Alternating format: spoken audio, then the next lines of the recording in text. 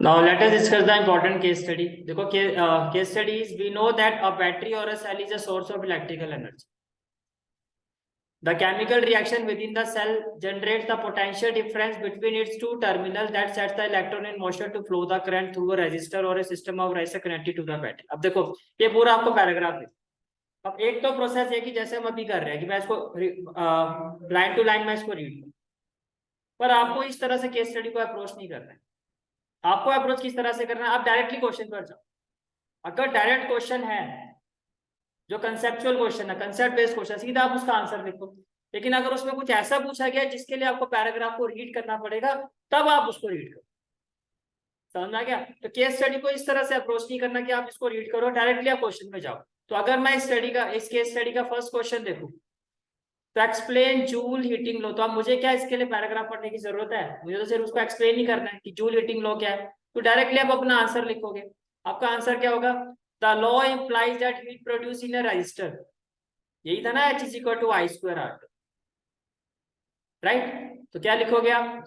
The law implies that heat produce in resistor is directly proportional to the square of current I square for a given resistance, directly proportional to the resistance I square R for a given current and directly proportional to the time I square RT।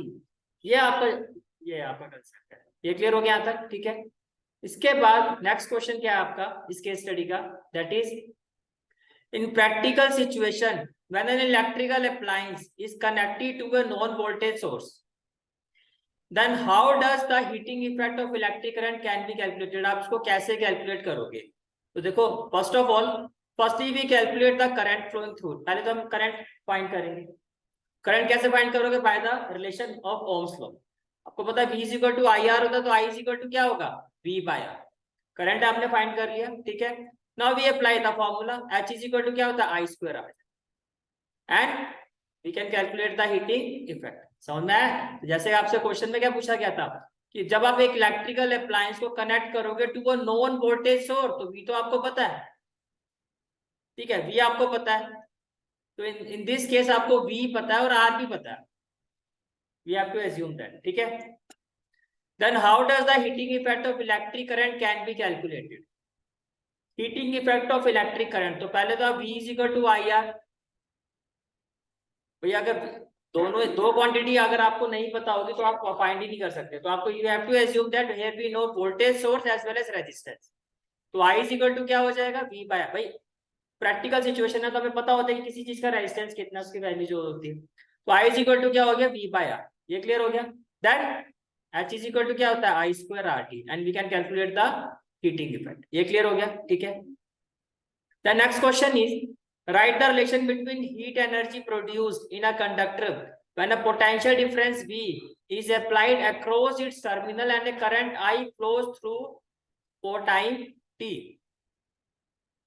तो H is equal to VIT। Clear हो गया तक? ठीक है। क्योंकि यहाँ पर तीन ही चीजों की बात की गई है। एक आपसे बात की गई है V, एक I और एक T। ये फॉर्मूला भी हमने पढ़ा था, राइट? तो this is the answer of this case study. तो अप्रोच कैसे करना है समझना है कि आपको पैराग्राफ रीड नहीं करना है, आप डायरेक्टली क्वेश्चन में जाओ। हाँ, अगर क्वेश्चन में कोई चीज ऐसी गिवन है जिसके लिए आपको पैराग्राफ रीड करना होगा, तब आपने जाना। This is how to approach the case study.